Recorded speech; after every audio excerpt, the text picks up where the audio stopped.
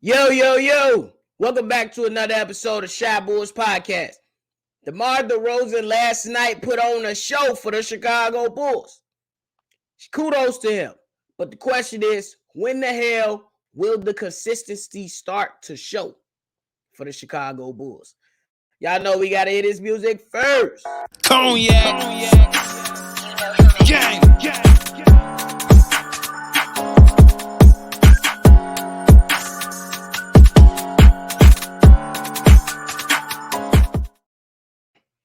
Shy Boys Podcast with the Cognac Boys. I'm Cognac Boy Bobby, and I'm holding down on another episode of Shy Boys Podcast for me and my co-host, C-Dub.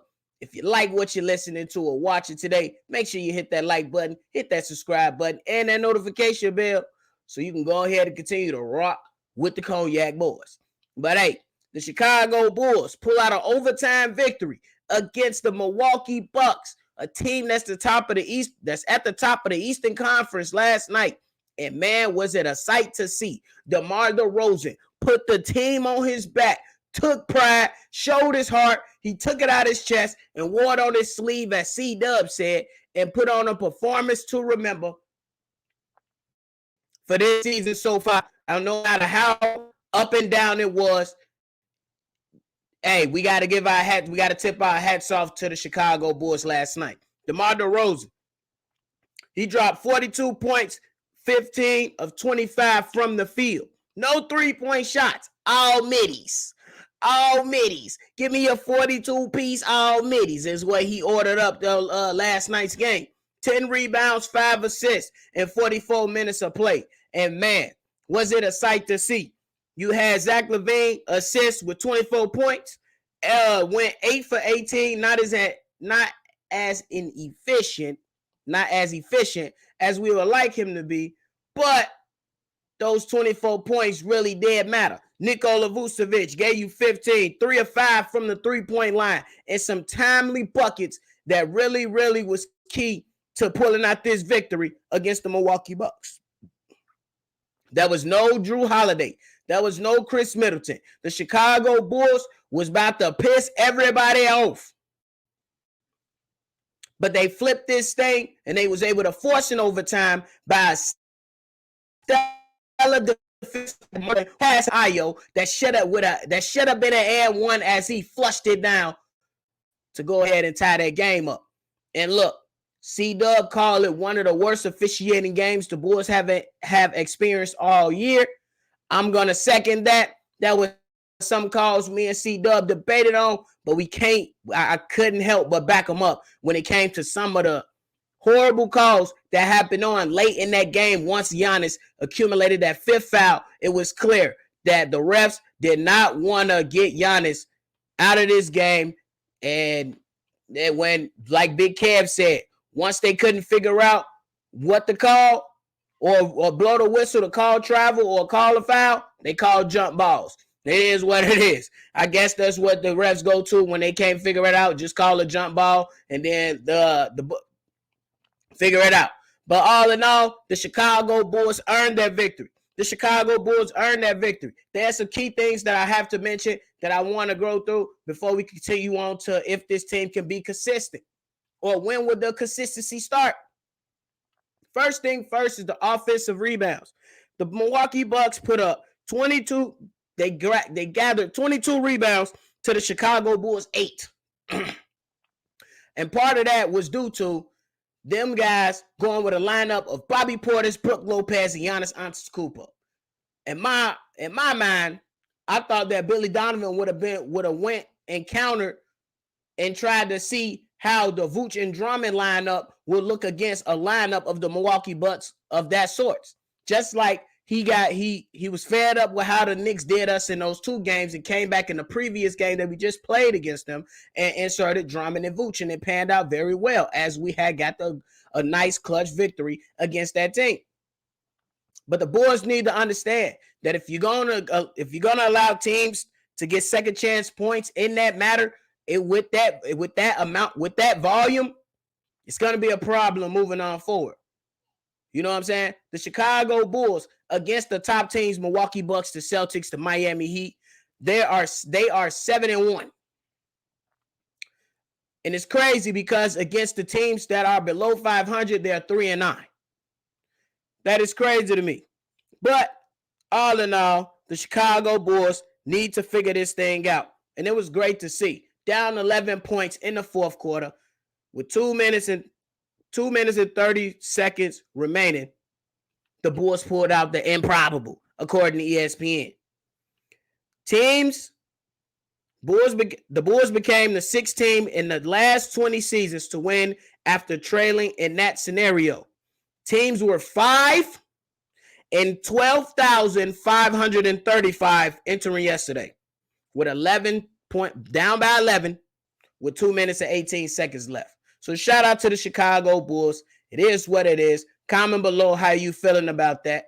And before we go ahead and move on to the last topic, I got to give a huge shout out to our people at USI. I know some people over there. C-Dub knows some people over there. So if you're looking for a career change, go ahead and hit up our people at USI. United Standard Industries. Hit our people up over there if you're looking for competitive pay, great benefits, and the 401k sharing and warehouses that give you AC in the summer and provide heat in the winter.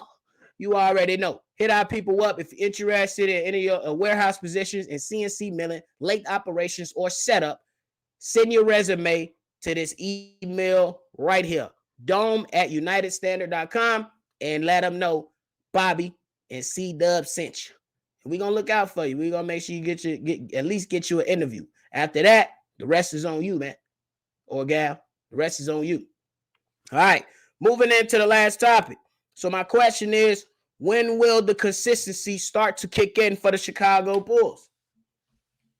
Hopefully it was last night. The Chicago Bulls, they have to realize what's the challenge ahead of them right now.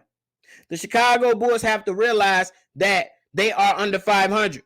Yes, they pulled out a great victory. Yes, they beat the odds. Yes, they made some incredible plays. Yes, they were able to seal the deal.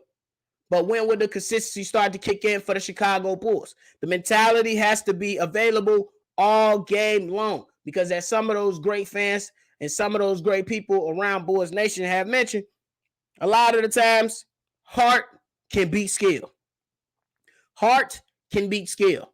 And that's exactly what happened last night. You know what I'm saying? They played with heart. But my only question is, why the hell is when DeMar Derozan getting pushed to the ground, nobody is coming to his defense? Zach LaVine, I watched the clip plenty of times. You had an opportunity to put your grill, you know what I'm saying, go face to face with Grayson Allen. You ain't do shit. We know the history with Grayson Allen. With last year, injuring Alex Caruso, somebody need to go ahead. The Bulls need to get rah-rah. They need to get tough. They need to stop kiki and ha-ha with the opposing teams and step up and defend their teammates. That's just the number one start. Build some toughness. Build some heart. Take your heart off your chest and wear it on your sleeve every single night. That's what the Chicago Bulls should be doing. You know, we did pull out the victory, but that's one glaring thing that I had to point out. Patrick Williams didn't know what happened, but once you seen what happened, get in that man's face. Let him know he wrong for that. Don't just leave Debo out there pleading his case. You plead his case with him. You be his lawyer. You be his witness. Let Grayson Allen know he need to stop that shit, because every time he come to Chicago with some antic that happens, it needs to stop now, and it should have stopped yesterday. So I'm holding all Bulls players accountable for not sticking up for DeMar DeRozan the way that they should have. And then I know it's going to be somebody in comments, well, you didn't want to risk the game. It doesn't matter, bro. Get in the face of that man and tell him to stop that BS when he come into the Unite Center and set the standard for any other team that comes in here and think they're going to push any of y'all players around, and let them know that shit ain't going to happen up in here. That's how it should roll. So, because as of right now, the Chicago Bulls is like that fine girl that you find on a dating app. IG, Facebook, Tinder, Bumble, for all my people that try all them apps. I'm a married man. I don't try them, but I know people that do. You feel me? But essentially, the person on that thing look good. Y'all getting ready to set up the meeting. It look good. Y'all finna go meet up. You getting dressed. You putting on your fly clothes. You put on your expensive cologne. When you get there, Old girl don't look nothing like her profile picture. Old boy don't look nothing like his profile picture. You walk up to him, it's a totally different person. That's the Chicago Bulls right now. When it's time, when we expect them to do something good, like i.e. in the Houston Rockets game, they come out and show us something totally different. We getting hyped up. We had an amazing victory. We on a 3-game win streak. We facing the bottom team of the league. When they came and faced us, they only had 9 wins.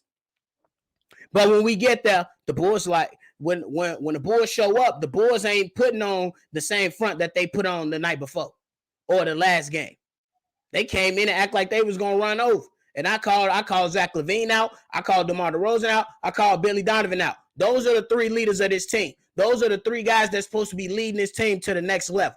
So I'm not going to hold any other player accountable. Will I call some other players trash or say their performance is trash? Yes, but I'm going to point to the leadership of DeMar DeRozan, Zach LaVine, and Billy Donovan before I touch anybody else. These guys have to establish some consistency. These guys have to bottle up and figure out and plan and write it down on what the identity of this team will be.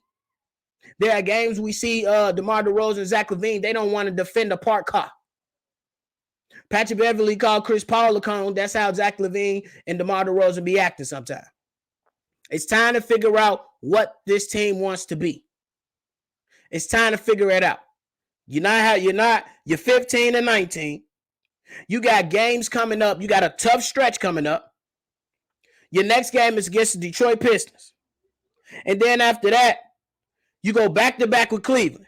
Then you face the Brooklyn Nets. Then you face the 76ers. Then you face Utah, Boston, Washington, OKC, Golden State. It ain't getting easier. Figure this out. Establish this. Let's go. We rocking behind y'all. Win or lose, we gonna cuss y'all ass out whenever y'all make us mad. But at the end of the day, we still die-hard Bulls fans. So get it together. Hey, and everybody that's listening or watching, go ahead and hit me in the comment box. Let me know how y'all feeling about today's topics. You know what I'm saying? How great was the victory last night? Because me personally, I'm good with the victory, but I'm not gonna get this high just to be knocked all the way down again, like how they did me after that big victory against the Knicks and then turn around and had that horrible loss against the Rockets. So I'm still even keel with it. So y'all let me know how y'all feeling about the big win. And then go ahead and let me know, when does the consistency start? Let me know. I say the consistency needs to start.